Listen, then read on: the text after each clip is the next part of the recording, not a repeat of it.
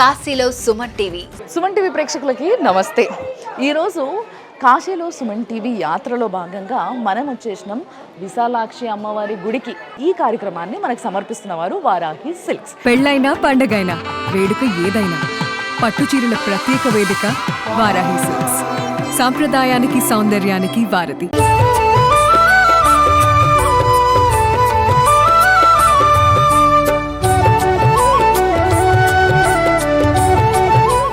కదా, కనిపిస్తుంది కదా, శ్రీ శ్రీ శ్రీ 108 శక్తి పీఠాల కాశీ విశాలాక్షి దేవి అని చెప్పేసి. యాక్చువల్గా చాలా చిన్న గల్లీలు ఉంది, గుడి కూడా చాలా పెద్దగా ఏం లేదు, చిన్నగానే ఉంది.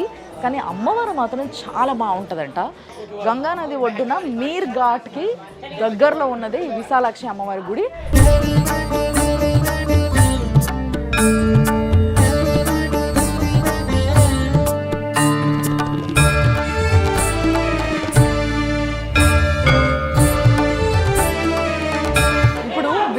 అమ్మవారి యొక్క దర్శనం కోసం మనము లోపలికి వచ్చినాము.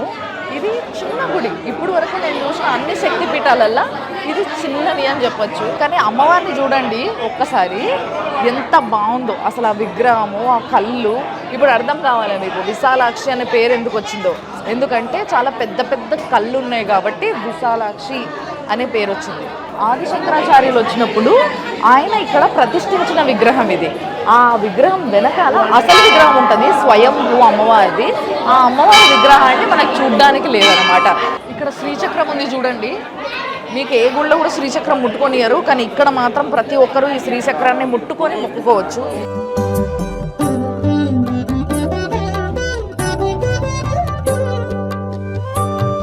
ఒక క్షేత్రంలో సర్వశక్తి అంతా కూడా శ్రీచక్రంలోనే ఉంటుంది అంటారు, అందుకోసమే దాన్ని ముట్టుకొనియారు.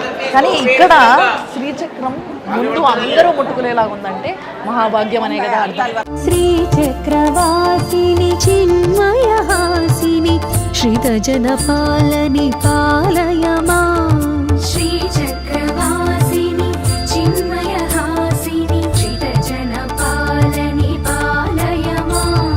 చూస్తున్నారు కదా, అమ్మవారి దర్శనం కోసము బయట కూడా చాలా భారీ లైన్ ఉంది, చాలా పెద్దగా ఉంది లైన్ కూడా. సో ప్రతి ఒక్కరు రావడము, దర్శనం చేసుకొని పోవడం. చిన్న గుడి కాబట్టి అమ్మవారు బయట నుంచే చాలా స్పష్టంగా కనిపిస్తుంది. ఈ గుడి వాళ్ళు పిఎం మోడీ గారికి రిక్వెస్ట్ పెట్టారు, ఇది కారిడార్లో కలిపి కొంచెం పెద్దగా చేయాలని చెప్పేసి. ఎందుకంటే రద్దీ ఎక్కువ ఉంది కాబట్టి. చూద్దాం, వచ్చే సంవత్సరం కల్లా అది కూడా జరగాలని మనస్ఫూర్తిగా కోరుకుందాము.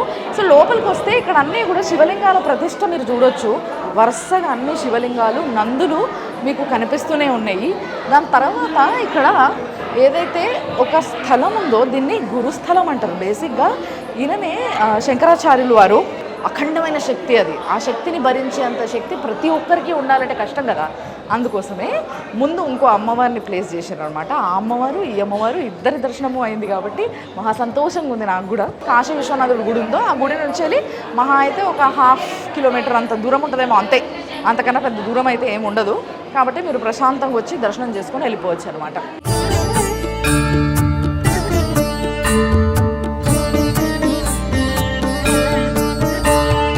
काश्याम विशालाक्षी गौरी मुख निवासिनी, माता का मुख यहाँ निवास करता है। माता यहाँ पर जब काशी का भी निर्माण नहीं हुआ था, ये आनंद कानन वन हुआ करता था। माता तब से यहाँ पर अवस्थित है। माता विशालाक्षी मंदिर में 2 विग्रह हैं। उन 2 विग्रह में पीछे वाली माता हमारी स्वयंभू माता है, जो मूल विग्रह है वो स्वतः उत्पत्ति है उनकी। आगे में चूँकि वो अब स्वतः उत्पत्ति थी, लेकिन अपने हिंदू शास्त्र में मान्यता में है कि किसी भी देव विग्रह की स्थापना श्री यंत्र पर होना आवश्यक है। तो उसको दूर करने के लिए हमारे कांची के शंकराचार्य जी ने 71 में आगे में अम्मा का प्राण प्रतिष्ठा किया। तो इतिहास ने बोल रहा है, पुराणों में है, यहाँ की खदा जो है वो बता दीजिए। राजा दक्ष की पुत्री माता सती जब वह यज्ञ में पहुंचती हैं और पिता से अपने पति का अपमान होने पर वो अपने शरीर का त्याग करती हैं, और उसके बाद भगवान शिव वहाँ पहुँचते हैं और पत्नी को अपना वो स्वरूप में देख करके काफ़ी ज़्यादा ही वो विरह वेदना में आ जाते हैं।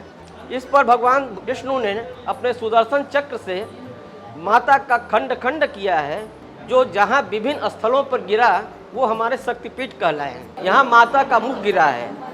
दूसरी बात हम ये कहेंगे, जब माता का जो नामकरण हुआ है वो चूँकि माता का नेत्र काफ़ी विशाल था, अच्छ विशालाक्षी, विशाल अच्छ, इससे नाम पड़ा विशालाक्षी। लेकिन यहाँ पर माता का मुख पादित हुआ है।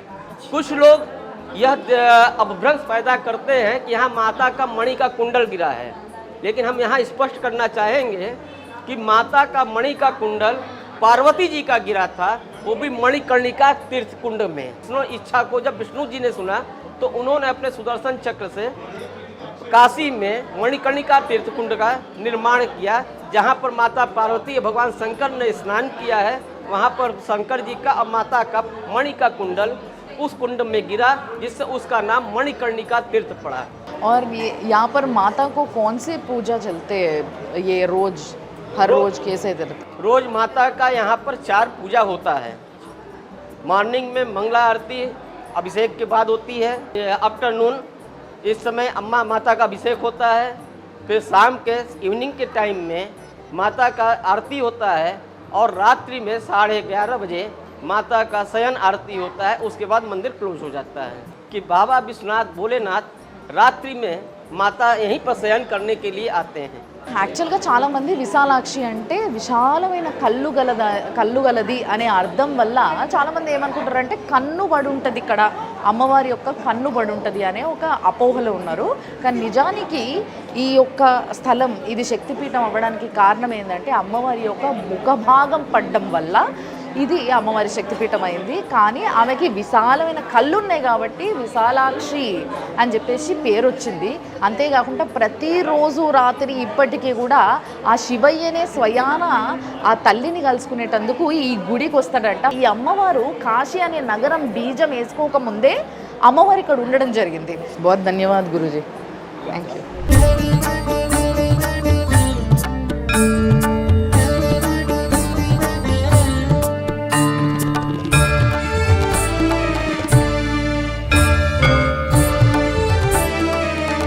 మొత్తం మీద విశాలాక్షి అమ్మవారి యొక్క దర్శనం చాలా అద్భుతంగా జరిగింది. గుళ్ళ మ్యాక్సిమం తెలుగు వాళ్ళు, తమిళ వాళ్ళు, అంటే మొత్తం కూడా సౌత్ ఇండియన్స్ ఎక్కువ కనిపిస్తున్నారు. సో ఇలాంటి ఒక గొప్ప కార్యక్రమాన్ని మనకి స్పాన్సర్ చేస్తున్న వారు వారాహి సిల్క్స్ వారు స్పాన్సర్ చేస్తున్నారు. కాశీలో Suman TV sponsored by Varahi silks.